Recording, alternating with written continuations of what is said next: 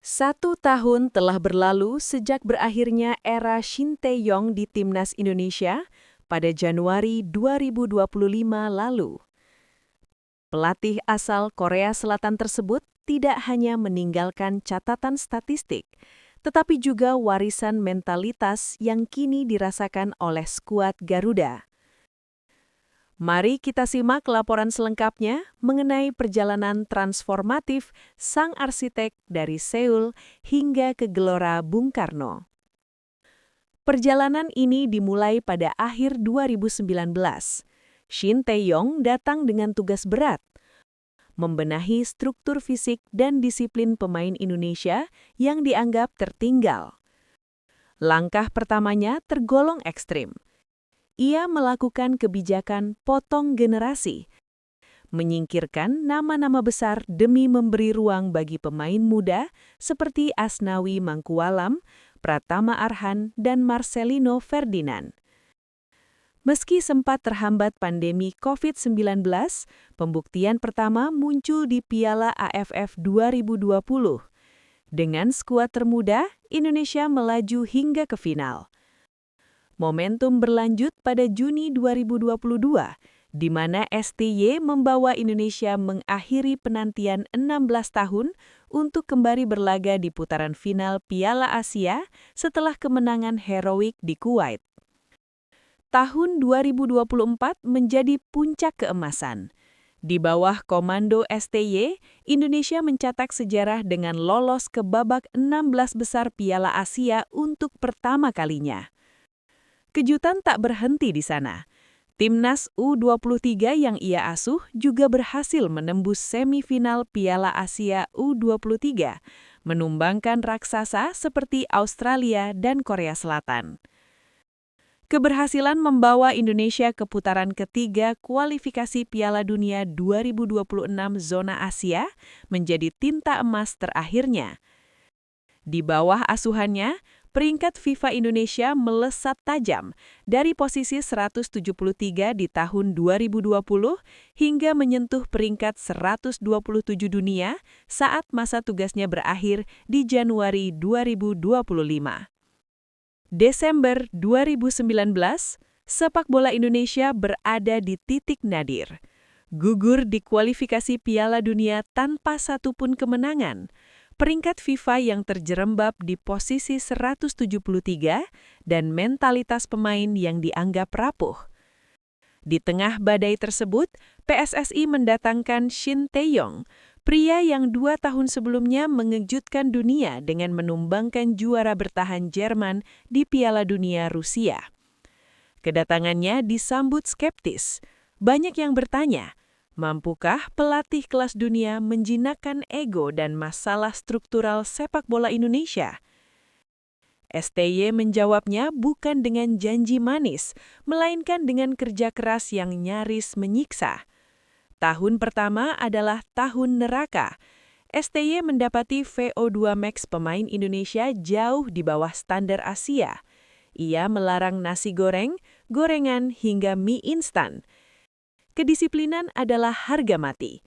Siapapun yang terlambat 1 menit, namanya dicoret dari daftar. Ia tidak peduli seberapa besar nama pemain tersebut di liga lokal. Inilah revolusi paling berani dalam sejarah Timnas, potong generasi. STY memensiunkan paksa barisan pemain senior dan menggantinya dengan remaja-remaja berusia 18 hingga 19 tahun. Publik meradang, namun STY tetap pada pendiriannya. Ia tidak sedang membangun tim untuk hari ini. Ia sedang membangun fondasi untuk 1 dekade ke depan. Juni 2022 menjadi pembuktian pertama. Indonesia datang ke Kuwait sebagai tim yang tidak diunggulkan sama sekali. Di tengah cuaca ekstrim mencapai 40 derajat Celcius, anak-anak kemarin sore asuhan STY membungkam tuan rumah Kuwait dengan skor 2-1. Kemenangan ini bukan sekedar 3 poin. Ini adalah pernyataan bahwa Indonesia telah kembali. Untuk pertama kalinya dalam 16 tahun, Garuda lolos ke putaran final Piala Asia lewat jalur kualifikasi. Tahun 2023 menandai babak baru, era diaspora. STY tidak hanya mengandalkan bakat lokal, ia mencari kepingan yang hilang dari Eropa. Ia menuntut pemain grade A. Kedatangan pemain seperti Jai Ides dan Justin Hubner mengubah cara bermain timnas. Indonesia kini memiliki ketenangan di lini belakang, visi di lini tengah, dan keberanian untuk memegang bola di hadapan raksasa Asia. Januari 2024 di Qatar, kutukan panjang berakhir. Kemenangan atas Vietnam di fase grup Piala Asia memastikan langkah Indonesia ke babak 16 besar untuk pertama kalinya dalam sejarah. Dunia mulai membicarakan Indonesia bukan lagi sebagai pelengkap, melainkan ancaman baru. April 2024, sebuah naskah film nyata tercipta. Di babak perempat final Piala Asia U23, Shin Tae-yong harus berhadapan dengan negaranya sendiri, Korea Selatan. Di satu sisi adalah profesionalisme, di sisi lain adalah nasionalisme. Lewat drama adu penalti 11-10 yang menguras emosi, Indonesia menumbangkan raksasa Korea. Malam itu, Shin Tae-yong membuktikan cintanya pada Indonesia. Ia menyingkirkan tanah kelahirannya demi membawa Garuda terbang ke semifinal Asia. Meski mimpi Olimpiade terhenti tipis di tangan Guinea, standar baru telah ditetapkan. Januari 2025, kesepakatan berakhir.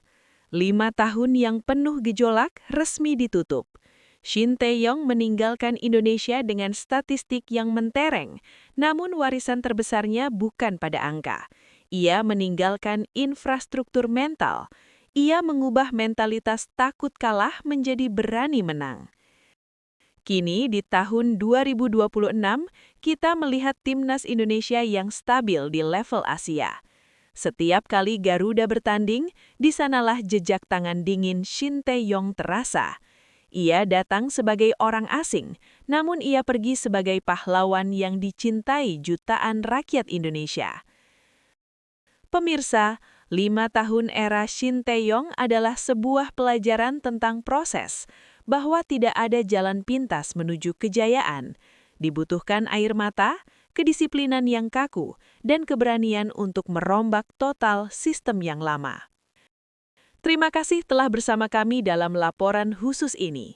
Kita semua berharap pondasi yang telah dibangun Coach Shin akan membawa Indonesia ke panggung dunia yang sesungguhnya di masa depan. Kamsahamnida Coach Shin, sampai jumpa. Pada akhirnya, 5 tahun era Shin Tae-yong bukan sekadar tentang statistik kemenangan atau kenaikan peringkat FIFA yang fenomenal. Ini adalah cerita tentang perubahan harga diri sebuah bangsa di lapangan hijau. Ia datang sebagai orang asing yang menuntut kedisiplinan kaku, namun pergi sebagai sosok pahlawan yang dicintai karena ketulusannya membangun fondasi masa depan. Warisan terbesarnya bukanlah trofi yang ada di lemari juara, melainkan api keberanian yang ia nyalakan dalam jiwa setiap pemain muda Indonesia. Bahwa kita tidak lagi hanya cukup menjadi partisipan, tapi kini kita adalah penantang yang disegani di Asia. Kamsahamnida Coach Shin, perjalananmu telah usai, namun jejakmu akan abadi dalam setiap kepakan sayap Garuda.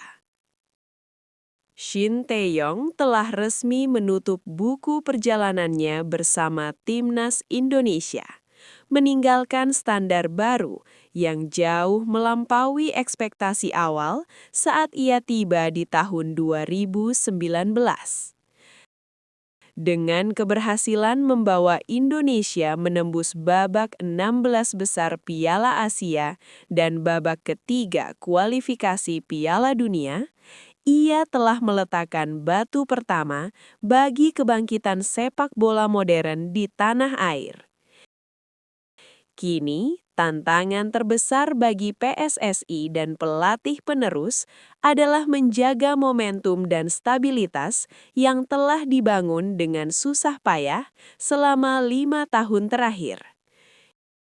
Indonesia tidak lagi menoleh ke belakang karena Shin Tae-yong telah memaksa kita semua untuk terus menatap jauh ke depan, menuju panggung dunia yang sesungguhnya. 5 tahun, 1 visi, dan jutaan harapan yang kini menjadi nyata. Shin Tae-yong mungkin tidak memberikan trofi fisik di tangan kita, namun ia memberikan sesuatu yang jauh lebih berharga, mentalitas pemenang. Ia datang saat kita berada di titik terendah dan pergi saat kita mulai terbiasa menang. Terima kasih telah mencintai sepak bola Indonesia lebih dari sekedar tugas profesional. Dari Jakarta untuk Seoul, nama Shin Tae-yong akan selalu memiliki tempat istimewa di hati seluruh pecinta sepak bola tanah air. Perjuangan berlanjut, dan Garuda kini siap terbang lebih tinggi.